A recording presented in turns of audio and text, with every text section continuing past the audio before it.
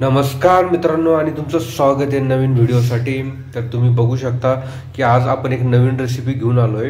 तर इथं तुम्हाला दिसते कांद्याची पात। तर आपण कांद्याची पातीची भाजी बनवणार आहे। तर त्याच्यासाठी आपल्याला काय काय लागतंय, तर मी इथं कांद्याची पात घेतली, ती बारीक चिरून घेतली, तुम्ही बघू शकता। प्लस आपण इथं शेंगदाणे घेतले, शेंगदाणे भाजून घेतले, इथं आपण काही मिरच्या घेतल्या आणि आपण इथं डाळ घेतली। तर मित्रांनो, आपण फर्स्ट ऑफ ऑल काय करणार आहे, जी आपली कांद्याची पात आहे तिला आपण शिजून घेणार आहे। तर आपण याला कढई तापवायला ठेवली आहे। आपण त्यात पात टाकतोय, आपण काहीच टाकलं नाही, त्याच्यात तेल नाही टाकलं, काहीच नाही टाकले, आपण डायरेक्टली आपण त्यात पात टाकतोय शिजण्यासाठी।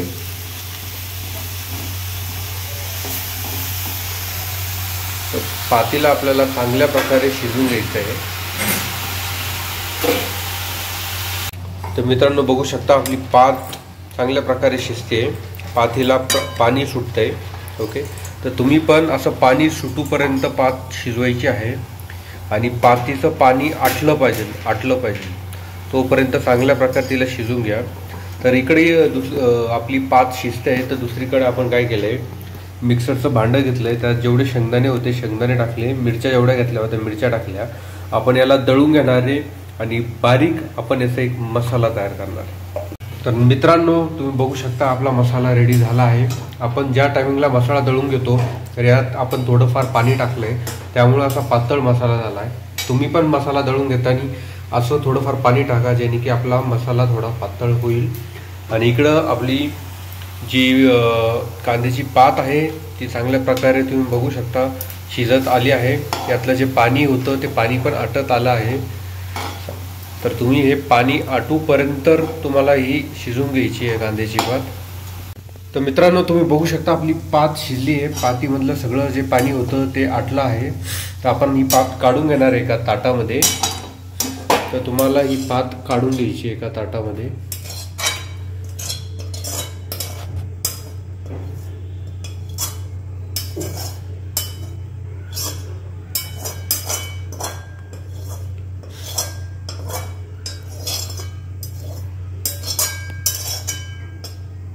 मित्रांनो, आपली पात काढून झाली आहे, ते तुम्ही बघू शकता। इकडे आपण पात काढली आहे, तर आणि इकडे आपण कढई परत तापवायला ठेवली आहे आणि कढईमध्ये आपण तेल टाकलं आहे आणि आपण या तेलात टाकणारे हरभरा डाळ। तर हरभरा डाळ आपल्याला चांगल्या प्रकारे फ्राय करून घ्यायची आहे। तुम्ही बघू शकता तेल अजून तापलं नाही आहे।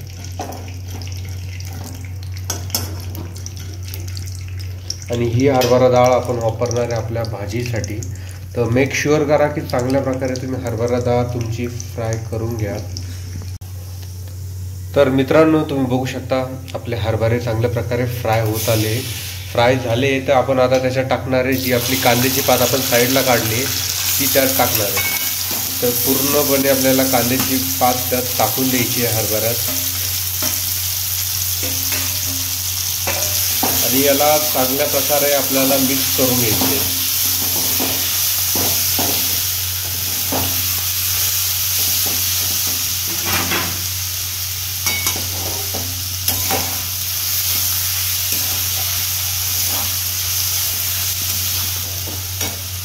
तर आपण चांगल्या प्रकारे त्याला परतून घेतोय तेलामध्ये आणि आपण जो मसाला काढला होता, तुम्ही बघू शकता जो मसाला काढला होता तो पण आपल्याला याच्यात टाकून द्यायचा आहे। मसाला होता आपला शेंगदाण्याचा आणि मिरचीचा मसाला होता, तर तो पण आपल्याला यात टाकायचा आहे। तो मसाला पण आपल्याला चांगल्या प्रकारे परतून घ्यायचा आहे कांद्याच्या भाजीसाठी। मिक्स करा मसाला चांगल्या प्रकारे कांद्याच्या पातसोबत डाळीसोबत आणि त्याला चांगल्या वेळ थोडा टाइम परतून द्या। तर आपला इकडे मसाला परततोय मित्रांनो। तर आपण याच्यात टाकणार आहे मीठ तुम्ही टाकायचं, तुमच्या चवीनुसार मीठ टाकायचं। तर आपण मीठ पण टाकलंय, मिठाला पण आपण त्याच्याबरोबर चांगलं मिक्स करून घेणार आहे आणि थोडा वेळ आपल्याला मसाला असंच ठेवायचा आहे परतण्यासाठी। परतल्यानंतर आपण त्यात पाणी टाकणार आहे। तर आपला आता मसाला परततोय।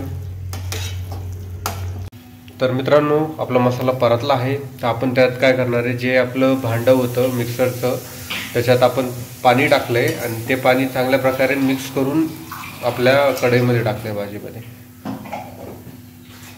तर आपण याच्यात अजून पाणी टाकणार आहे. ओके, तर ही आहे आपली पातळ कांद्याची पात. सुकी कांद्याची पातीची भाजी तर तुम्ही खाल्ली असाल, तर ही आहे आपली पातळ कांद्याची पातीची भाजी.